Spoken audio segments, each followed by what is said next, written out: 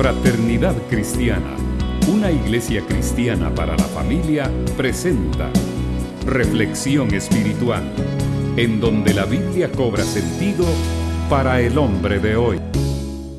Hay 4 evangelios en el Nuevo Testamento. ¿Recuerdan los nombres de los 4 evangelistas? Mateo, Marcos, Lucas y Juan. De estos 4 evangelios, hay 3 que narran la vida de Jesús de una manera similar, siguen un punto de vista en común. Ellos ven la misma perspectiva. Esos son Mateo, Marcos y Lucas. Y esos 3 evangelios que narran en la misma perspectiva la vida de Jesús se llaman evangelios sinópticos. Alguien pudo pensar, esos son los que se leen sin anteojos, pero no es así. Sinópticos quiere decir que presentan la misma perspectiva general de la vida y predicación de Jesús. Juan lo hace diferente. Cada uno de estos evangelios presenta a Jesús desde un punto de vista particular. Es, podríamos decir, la fotografía de un amigo desde 4 posiciones diferentes. Mateo, por ejemplo, presenta a Jesús como rey a los judíos. Y por eso es que empieza con una larga genealogía para demostrar que Jesús tiene una ascendencia y linaje real que desciende de David y por lo tanto puede ocupar el trono de David.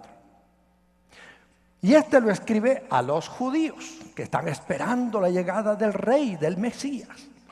Marcos escribe pensando en los romanos. Y los romanos, siempre acostumbrados a dominar y a tener siervos en esa época, que el imperio gobernaba el mundo conocido. Marcos presenta a Jesús como siervo y lo escribe pensando en los romanos. Lucas, el médico amado, el historiador de la iglesia, porque él es el que escribe también el libro de los Hechos de los Apóstoles, escribe pensando en los griegos y presenta a Jesús como el Hijo del Hombre. Juan, presenta el Evangelio de Jesús para todos los hombres, ya no solo a un grupo en particular, sino para todos los hombres. Por eso es que tenemos ahí en Juan el famoso versículo de Juan 3:16. ¿Cuántos saben Juan 3:16? Porque de tal manera amó Dios al mundo, que ha dado a su Hijo unigénito, para que todo aquel que en Él cree no se pierda, mas tenga vida eterna. Juan presenta el Evangelio a todos los hombres, y por eso el enfoque de Juan es presentar a Jesús como el Verbo encarnado.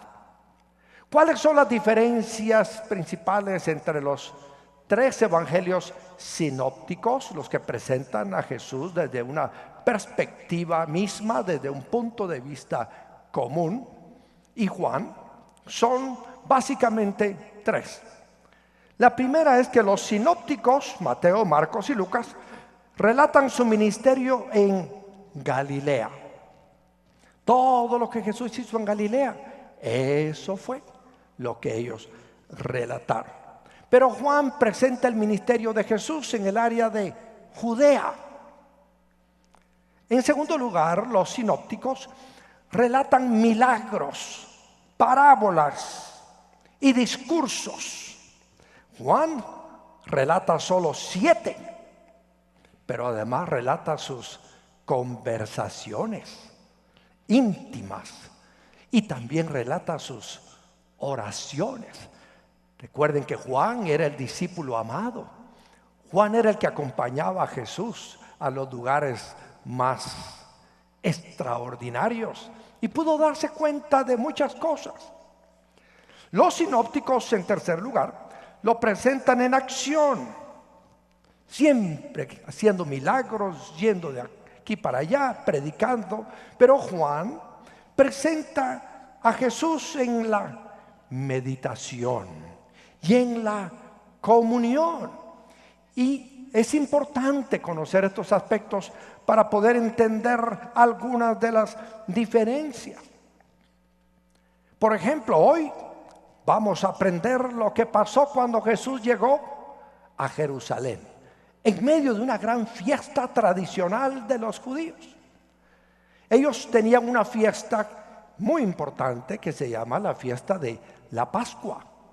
La fiesta de la Pascua surgió allá en el libro del Éxodo, cuando Moisés liberó a Israel de Egipto. La última plaga de las 10 que usó Moisés fue precisamente la plaga de la muerte de los primogénitos. Faraón se resistía a soltar a Israel. Entonces vino un juicio divino. Iban a morir todos los primogénitos de Egipto. Pero para que los ángeles no entraran a las casas de los israelitas, el Señor les dijo: prepárense, porque esta noche serán liberados. Ya tenían más de un año de estar en esa batalla para liberarlos de la esclavitud. Y para que puedan estar preparados, es importante que cada uno de ustedes en su casa tomen un corderito de un año sin defecto o un cabrito, y entonces lo sacrifiquen y pongan la sangre de ese cordero en el dintel y en los postes de la puerta. Y veré la sangre, dice el Señor, y pasaré, y no entrará la muerte a su casa. Y esto que van a hacer ahora, de comer el cordero asado, no tenían que guisarlo, no tenían que cocerlo, tenían que asarlo. Hace algunos años estuve en Monterrey y me invitaron a comer cabrito, y me contaron que la historia de que coman cabrito en Monterrey es porque allí hubo una comunidad de judíos muchos años atrás, y ellos se dedicaron a la crianza y a la preparación de los cabritos. Y eso me hizo pensar. Ahí probé el cabrito, y el cabrito asado es lo que se comió allí en esa primera celebración de la fiesta de la Pascua. Bueno, el Señor les dijo: de ahora en adelante ustedes van a tener que celebrar una fiesta que recuerde este día en el que ustedes han sido librados de la esclavitud y sacados de Egipto, la Pascua. Y hasta la fecha celebran la fiesta, aunque ya no sacrifican al cordero, pero está la fiesta instituida. Pero esto nos trae a la época de Jesús. Cuando Jesús fue bautizado en agua, Juan lo presentó al público y dijo: este es el Cordero de Dios que quita el pecado del mundo. Jesús vino a sustituir esos sacrificios que son los que obtienen la redención para el ser humano. Bueno, nos vamos entonces a Juan, capítulo 2 y versículo 13. Dice: cuando se aproximaba la Pascua de los judíos, subió Jesús a Jerusalén, y en el templo halló a los que vendían bueyes, ovejas y palomas, e instalados en sus mesas a los que cambiaban dinero. Entonces, haciendo un látigo de cuerdas, echó a todos del templo, juntamente con sus ovejas y sus bueyes. Regó por el suelo las monedas de los que cambiaban dinero y derribó sus mesas. A los que vendían las palomas les dijo: saquen esto de aquí. ¿Cómo se atreven a convertir la casa de mi padre en un mercado? Sus discípulos se acordaron de que está escrito: el celo por tu casa me consumirá. Entonces los judíos reaccionaron preguntándole: ¿qué señal puedes mostrarnos de esta manera? destruyan este templo, respondió Jesús, y lo levantaré de nuevo en 3 días. Tardaron 46 años en construir este templo y tú vas a levantarlo en 3 días. Pero el templo al que se refería era su propio cuerpo. Así pues, cuando se levantó de entre los muertos, sus discípulos se acordaron de lo que había dicho y creyeron la escritura y en las palabras de Jesús. La ley establecía en la época de Jesús que todo aquel que viviera a 32 kilómetros o en un radio de 32 kilómetros de Jerusalén tenía que ir a la fiesta. No era opcional, tenían que ir. De modo que en Jerusalén se concentraban literalmente miles, millones. Algunos de los historiadores cuentan que en la época de la Pascua habían 2.250.000 personas en Jerusalén. Era un verdadero mundo de gente, era una fiesta muy concurrida y se encontraban allí cientos de miles de personas, los que vivían en el área y muchos que llegaban de lejos. Estos que llegaban de lejos, su mayor sueño en la vida era estar por lo menos una vez celebrando la fiesta de la Pascua en Jerusalén. Todos la podían celebrar allá en sus casas, pero lo soñado de todos era hacerlo en Jerusalén. Ahora, el pasaje nos relata que cuando Jesús entra al templo, y no era la primera vez, en varias ocasiones se ubica Jesús en Jerusalén en la fiesta de la Pascua. Ya lo había visto en varias ocasiones y seguramente su grado de tolerancia se iba reduciendo poco a poco. Una de las diferencias entre Juan y los evangelios sinópticos es que esta historia de Jesús en el templo, Juan la relata al principio del ministerio, pero los otros 3 relatan la historia al final del ministerio.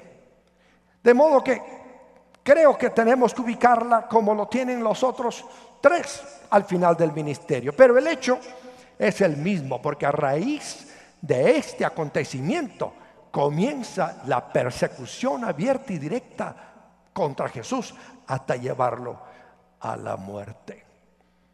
La situación era tremenda. Había en el templo, antes de entrar al mero templo, 4 patios. El primer patio era el de los gentiles. Allí era donde todos los extranjeros podían llegar para adorar a Dios, en el patio de los gentiles. Después había otro patio que se llamaba el patio de las mujeres. Ahí solo las mujeres hebreas podían entrar. Y el tercer patio era el patio de los israelitas. Ahí entraban los hombres. Y el cuarto ya era el de los sacerdotes. Allí era donde los que oficiaban en el templo tenían acceso. Y la idea era llegar para orar, para adorar, para cantar, para disfrutar de la presencia de Dios y de su comunión.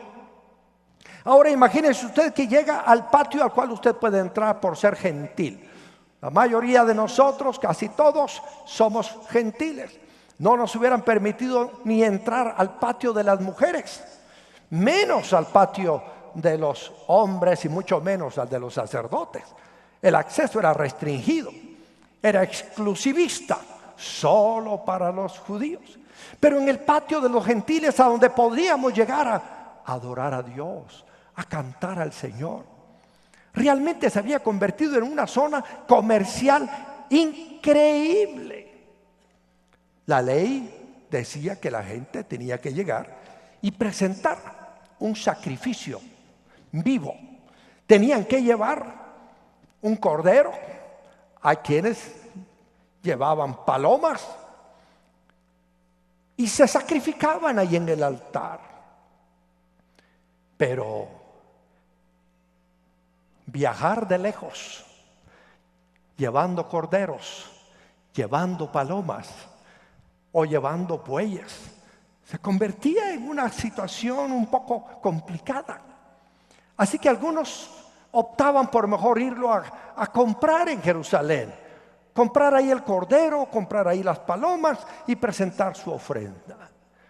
Pero aquellas palomas que podían costar $20 en el pueblo de donde venían, llegaban a costar $600 ahí en el templo. Hasta 30 veces más las mismas palomas. Y el Señor Jesús veía a la gente con deseo de rendir culto a Dios, de adorar a Dios, de presentar su ofrenda a Dios, pero se encontraban con esos valladares y obstáculos, porque habían comerciantes sin escrúpulos que estaban aprovechándose de la situación y explotando a los peregrinos que llegaban a adorar. Además, por ley, tenía que pagar un impuesto el judío ahí en el templo. Y ese impuesto era un impuesto de medio ciclo. Y un ciclo equivale a 2 jornales. El jornal de un obrero es igual a 2 dracmas, que eso es lo que tenía que dar. ¿Recuerdan ustedes la historia de aquella viuda que llegó y que Jesús dijo, miren, echó solo 2 moneditas, 2 dracmas? Pues ella estaba echando lo que era el valor de un jornal. Lo que hoy podemos llamar nosotros el salario mínimo agrícola, que está hoy en día alrededor de ¿qué? 65 quetzales. El jornal. Eso tenía que entregar. Y un ciclo equivalía a 2 jornales. Al entregar su impuesto, todos traían diferentes monedas, dependiendo del lugar de donde venían. Traían monedas de distintos países y de distintas zonas conquistadas por Roma, y deberían valer esas monedas ahí donde estaban llegando a Jerusalén. Pero habían dispuesto que en el templo no se aceptaban monedas excepto las monedas o ciclos del santuario. Entonces allí el sistema religioso había creado monedas específicas, y para hacer el cambio habían cambistas que estaban allí en ese primer patio, el patio de los gentiles. Pero para hacer el cambio de moneda siempre le cobran a usted una comisión. Usted va hoy en día al banco y si el cambio está, por decirle, a 7.90 quetzales por $1, y usted lleva dólares para cambiarlos por quetzales, ¿le van a dar 7.90 o le van a dar 7.70? Lo más probable es que le van a dar 7.70. No el cambio, sino va a haber una comisión que se cobra el banco, la casa de cambio, por cada billete que usted cambia. Pero lo que cobraban estos ingratos ahí en el mercado del templo equivalía a un jornal. La gente no solamente tenía que pagar un impuesto, sino que además en el cambio le cobraban. Todo esto fue haciendo que Jesús se sintiera molesto, irritado. El celo por la casa del Señor lo llegó a hacer una situación que hasta el día de hoy nos impresiona. Dice que derribó las mesas de los cambistas, por allá cayeron las monedas, agarró un lazo, tomó un látigo y empezó a azotarlo por todos lados, y los animales se fueron en desbandada. Y empezó a decirles que no debería haber eso allí en el templo. ¿Por qué? La principal razón que yo encuentro es porque cuando usted va al templo, usted va a adorar. ¿No es cierto? Aquí venimos a adorar a Dios, a orar a Dios. Por eso Jesús dice, mi casa es casa de oración, es casa de adoración. Y si a usted lo dejan entrar solamente al patio de los gentiles, supóngase que en algunas actividades tenemos esto aquí tan repleto que algunos tienen que quedarse a lo mejor allá afuera en el lobby. Y en el lobby no podrían adorar igual, sobre todo si hay mucho movimiento, mucha distracción, mucho caminamiento de parte de la gente. Por eso, al ver que se practicaba una adoración sin respeto, el Señor dijo: no puede ser. Aquí la pobre gente que solo entra al patio de los gentiles debe tener la oportunidad de adorar a Dios como debe de ser. Vienen de lejos. Aquí tenemos constantemente delegaciones que nos visitan de México, de Estados Unidos, de Canadá, de El Salvador, del interior de la República, de Corea, de muchas partes. Y vienen con el deseo de conocer nuestro auditorium, ampliamente conocido como Mega Frater. Quieren venir a adorar a Dios. Ahora imagínense que entren y en vez de poder adorar a Dios, tenemos aquí a todos los niños corriendo por todos los pasillos. ¿Se puede adorar a Dios así? Es muy difícil. Por eso es que hemos insistido a través de los años: si usted tiene un bebé, llévelo a la zona de pequeños gigantes, para que los bebés con los bebés adoren a Dios a grito tendido, como Dios los comprende, sin que vengan a interrumpir al resto de hermanos que están adorando al Señor. Y hemos preparado un área de pequeños gigantes preciosa, con cunas muy lindas. Si usted no conoce el área de pequeños gigantes de zona de campeones, yo le animo que hoy mismo vaya, conozca. Se va a sorprender cómo hemos preparado de lindo ese lugar para que tengan todos los recursos los bebés, para que puedan llorar, y los más grandecitos para que puedan empezar a aprender a cantar y adorar a Dios. Y los menores de 15 años pues están en la zona de campeones y están cada uno aprendiendo del Señor de acuerdo a su edad, de forma didáctica y pedagógica, de modo que ellos puedan aprender. Por eso es que hemos insistido. Y si usted alguna vez cuando vino se sintió extraño porque le dijeron: mire, le llevamos su bebé a la zona de pequeños gigantes, o acompáñennos, no es porque queramos el mal para usted, queremos el bien para su bebé, queremos el bien para usted, y queremos que los que vienen a adorar puedan hacerlo con toda libertad. Yo también tengo ahora 5 nietos, y a cada nieto estamos en el proceso de: miren, llévenselo a la área, zona de pequeños gigantes, para que allá aprendan del Señor. Yo soy feliz cuando veo a las parejas unidas, cariñosas, amorosas. Pero imagínese que usted está con su parejita, sobre todo aquel que todavía está de novio, y aprovecha que está aquí a lo mejor un poco tenue la luz en determinado momento, y le empieza a dar una abrazada y una besada y una acariciada. ¿Cómo pueden los demás hermanos adorar al Señor? Viéndolo a usted ahí, usted está inspirándolos a otras cosas. Así que cuando viene a la casa del Señor, no es el lugar apropiado para que usted esté abrazando, amando, besando a su novia. Cuando venimos acá es para adorar al Señor. Hay momentos en los que animamos a los esposos a que le den un abrazo a su señora o un beso a su señora, porque entendemos que vienen peleados y esperamos que salgan reconciliados. Pero es importante el respeto. La gente se impresiona cuando viene a nuestra congregación y ve que la gente no anda corriendo de un lado para otro.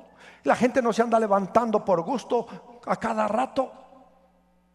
He predicado en Corea, he estado en servicios que duran 3-4 horas, y me he impresionado al ver a los coreanos sentados sin moverse por 4 horas. Yo digo, ¿cómo harán ellos para no tener que ir al baño a cada rato, como ocurre en muchas de nuestras iglesias? Yo recuerdo hace algunos años veía algunas chicas que cada rato se levantaban y parecía que iban al baño. Yo no sé si de veras tenían problemas urinarios o de otra índole, o simplemente era para que las vieran y dijeran: ay, qué linda la chica, voy a averiguar quién es.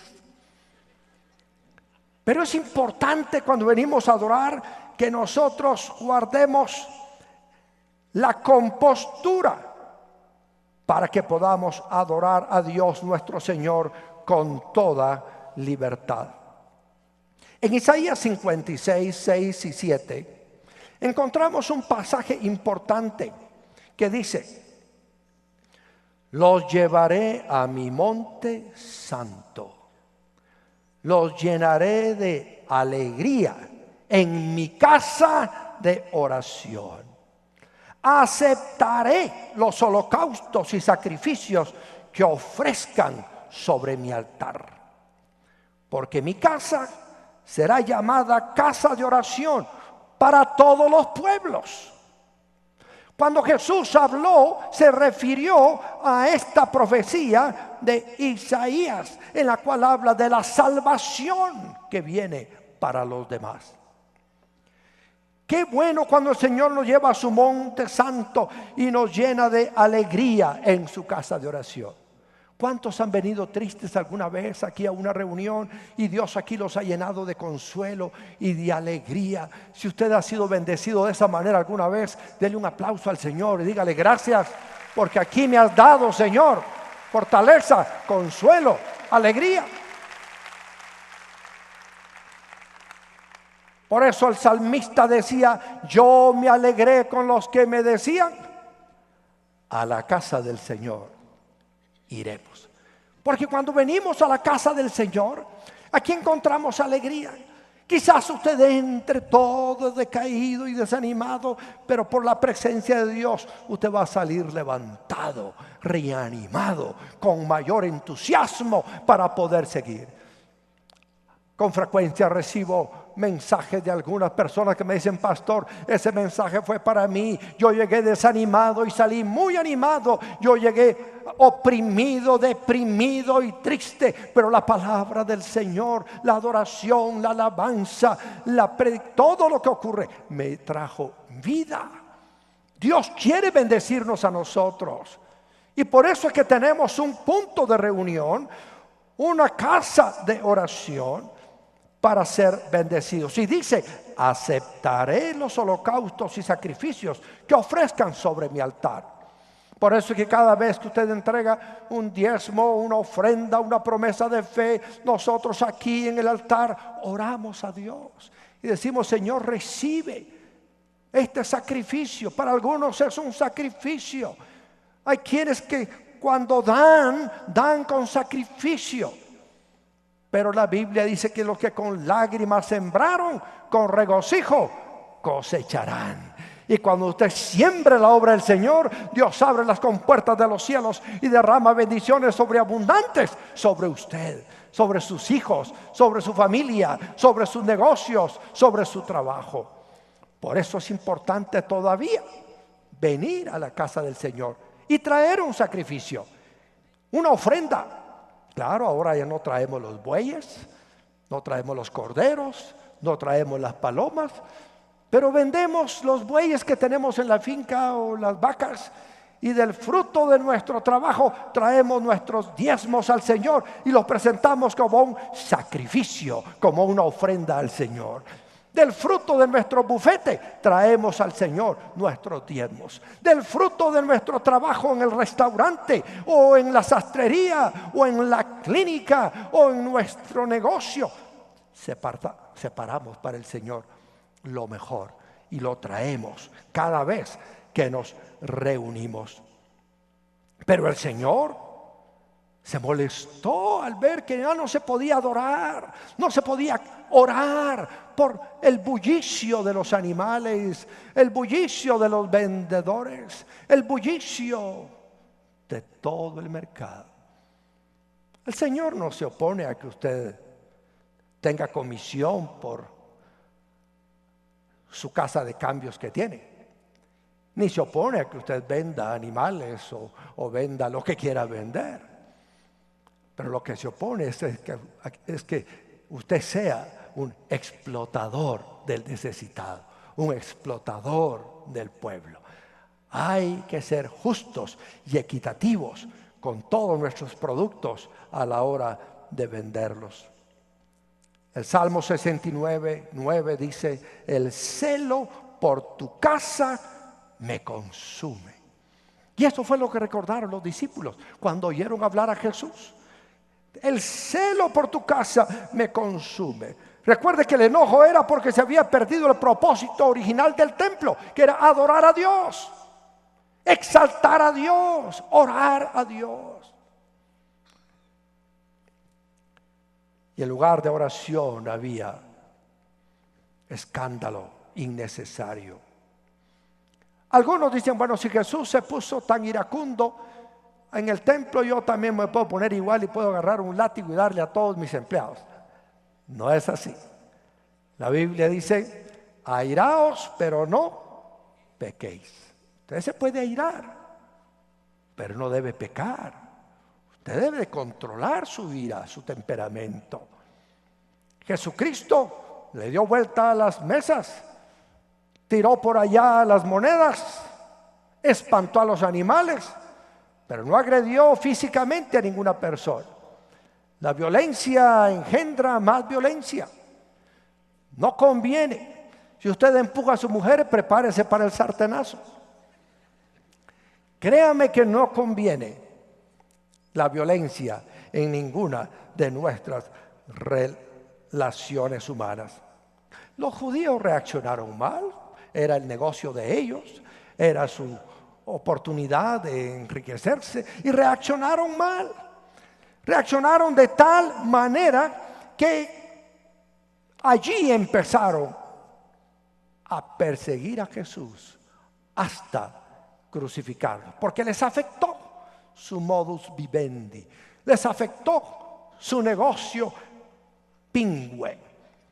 Y le pidieron a Jesús alguna señal, y lo que Jesús dijo fue: destruyan este templo y en 3 días lo reedificaré. Y ellos pensaron en el templo de Salomón. Dijeron: ¿cómo va a ser si el templo de Salomón tomó 46 años edificarlo? Y ahora este dice que lo va a destruir y en 3 días lo va a levantar de nuevo. Pero no se refería al templo de Jerusalén.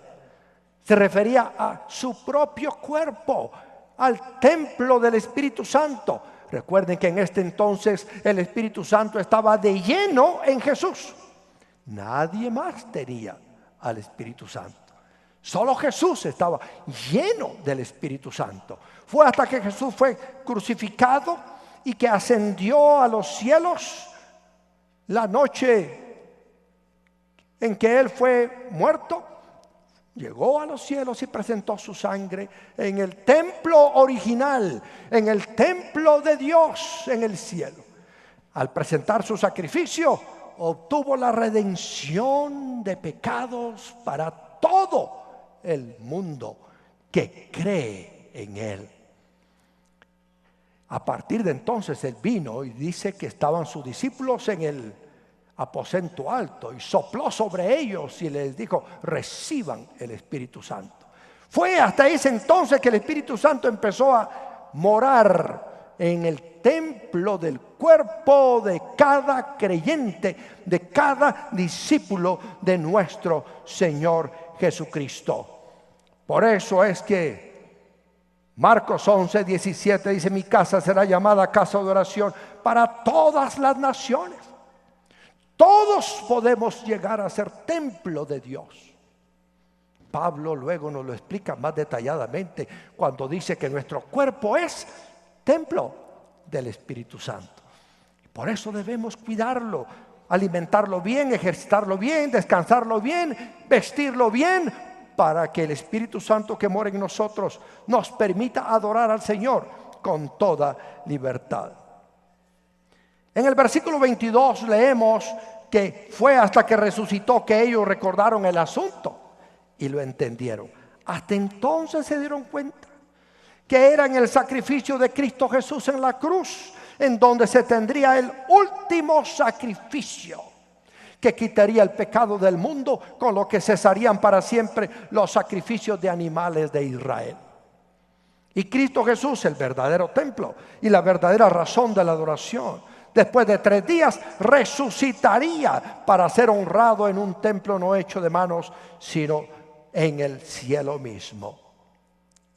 Y desde entonces ya tenemos el Espíritu Santo aquí en nosotros. Él dijo: no los voy a dejar huérfanos, pero voy a enviarles a otro Consolador para que esté con ustedes para siempre. Jesús fue llevado al cielo, pero el Espíritu Santo vino para estar con nosotros en la tierra y estar con nosotros ahora y siempre. Por eso nos reunimos cada semana aquí en la congregación, para adorar a Dios con nuestra oración, alabanza y adoración, y nuestros diezmos, ofrendas y promesas de fe. Así que cuando venga, no venga solo a recibir bendición, traiga ofrenda para el Señor, traiga sus ofrendas de labios, cante. El secreto para poder cantar empieza con primero abrir la boca.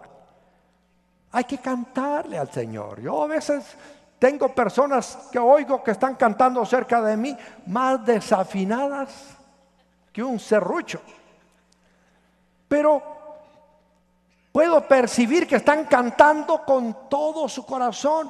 Yo creo que Dios ve a sus hijos que le cantan en la congregación como nosotros vemos a nuestros hijos o a nuestros nietos cuando están cantando. Cantan como por los aguacates, pero nosotros estamos con una sonrisa de oreja a oreja, disfrutando el canto desafinado de nuestros nenes, de nuestros nietos. El Padre nuestro que está en los cielos no espera que usted cante como Iris Sandoval todo el tiempo. Usted puede cantar al Señor con todo su corazón. Adórele. Venga a dar al Señor adoración. Venga a dar al Señor sus ofrendas. Ofrende su tiempo, su talento y su tesoro. Dé al Señor sus diezmos y ofrendas y promesas de fe como un acto de adoración a Dios. Qué importante es venir con su Biblia y traiga algo en que anotar, un cuaderno, una libreta, anote, porque el que no apunta, no apunta. El que no anota, no anota. Más vale pálida tinta que brillante memoria. Tenemos nosotros que apuntar. Cuando usted apunta, usted recuerda. Y años más tarde usted puede ver ahí en sus notas aquella lección que recibió un día que estuvo en la casa del Señor, y le va a servir para usted y para ayudar a otros. Así que nunca caiga en el error de cumplir con todo lo externo sin tener la vida interna que Dios da. Podemos caer en el error de convertirnos en robots que automatizadamente y externamente aparentamos ser cristianos, pero que por dentro no está la vida espiritual que Dios quiere. Es importante levantar sus manos, cantar, tomar notas, escuchar atentamente el mensaje y orar. Pero todo eso lo puede hacer cualquiera sin tener una relación personal con Dios. No caiga en el error de cumplir con una adoración externa. Si esta existe de apariencias, debe de ser genuina en lo interno. Recuerden que Dios ve el corazón. Dios no ve las apariencias.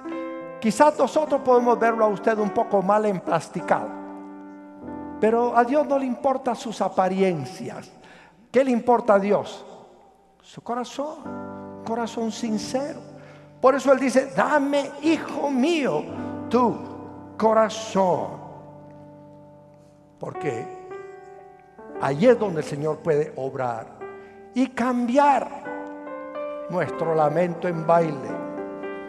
Del interior es que corren los ríos de agua viva que nos transforman. Usted puede lograr la prosperidad en todas las áreas de su vida, personal, familiar, laboral y en las relaciones con otros. Solamente hay una condición: conocer, creer y obedecer con disciplina los principios que gobiernan la abundancia sobre la tierra. Del pastor de Fraternidad Cristiana de Guatemala, Editorial Mundo Hispano presenta Fórmulas Bíblicas para Prosperar, un excelente recurso para pastores, líderes y creyentes en general, con consejos prácticos y útiles para cursos de estudio sobre mayordomía y finanzas en su congregación. Adquiéralo hoy mismo y empiece a experimentar en su propia vida cómo Dios hace lo que dice que hará con quienes lo obedecen. Para más información, llame al 502-2243-2243 o visite frater.org y editorialmundohispano.org. Adquiéralo en su librería preferida. Ahora también puedes enviar tus diezmos, ofrendas y promesas de fe en frater.org, dando clic en donaciones. Tu apoyo nos servirá para seguir proclamando a Jesús para transformar la nación. Esperamos que logre poner en práctica este mensaje de edificación y bendición para su vida. Comuníquese con nosotros al PBX 502-2243-2243 o escríbanos a nuestro correo electrónico info@frater.org o visítenos en nuestra página de internet www.frater.org, Ciudad de Guatemala.